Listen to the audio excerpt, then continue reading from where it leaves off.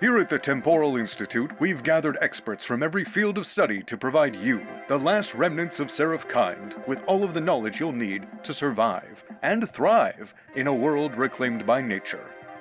I'm Professor Chert McGirt, and I'll be your guide as we explore the vast repository of information collected and curated by the Temporal Institute.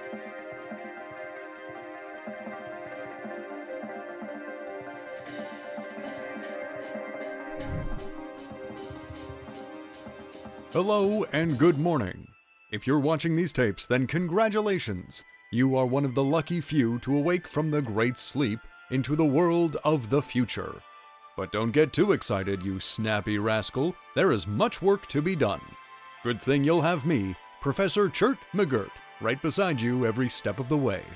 Over the course of the following tapes, I, along with a select few colleagues with adequate security clearance, will instill in you everything you need to know in order to rebuild the crumbled remnants of society.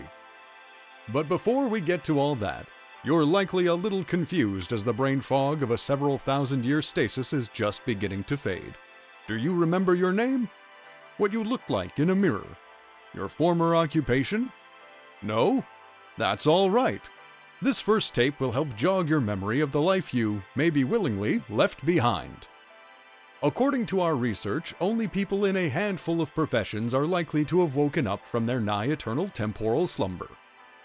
These include commoners, hunters, malefactors, clockmakers, blackguards, tailors, and, that's it? No researchers, huh?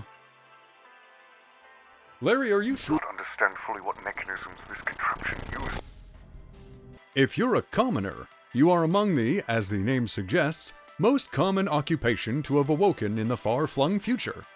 Accustomed to a hard life working the fields of a noble's land, you likely never developed any specialized skills. On the other hand, your lack of specialization leaves you with a lack of weaknesses. What a great all-rounder.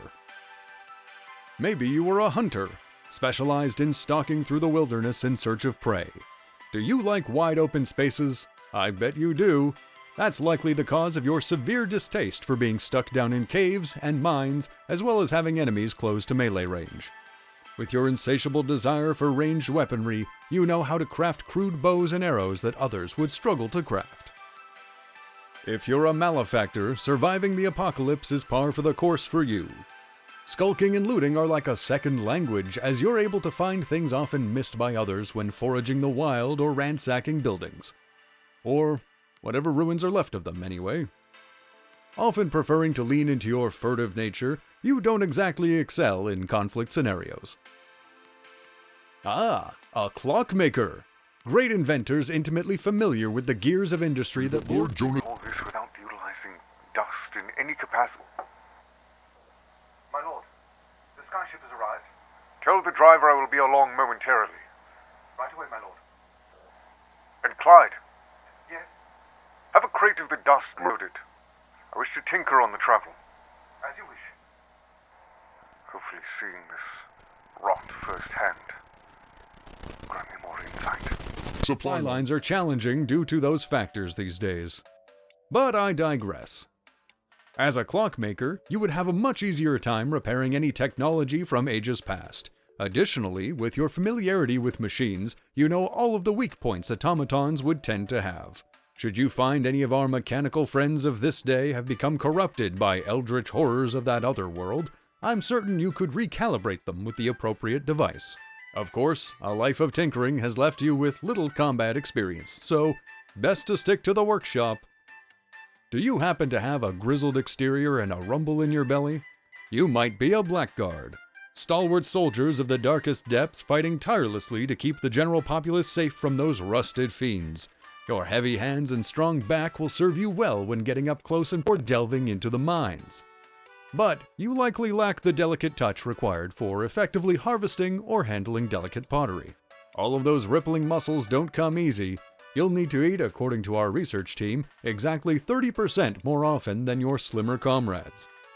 Last but certainly not least, tailor. While others toiled away in the fields, you bumped shoulders with the upper crust of society. Your fingers may be calloused, but your limbs are flimsy and your constitution could use a little work. What you lack in outdoorsy talent, you more than make up for with fashion. With a sewing kit in hand, you can turn flax into fab and leather into luxury. Whether you're making it from scratch or patching a hole in the knee, you've got the skill and the know-how to get the job done like no other. Now that you've been refamiliarized with your past self and come to terms with the fact that everyone you know and love died thousands of years ago, it's time to set our sights on the future, aka your present. In the next tape, we'll be covering the basics that you'll need to get started in what our research team tells me should be a lush and fertile land unspoiled by capitalistic greed. I've been Professor Chert McGirt, and on behalf of the Temporal Institute, we wish you all the success in your endeavors.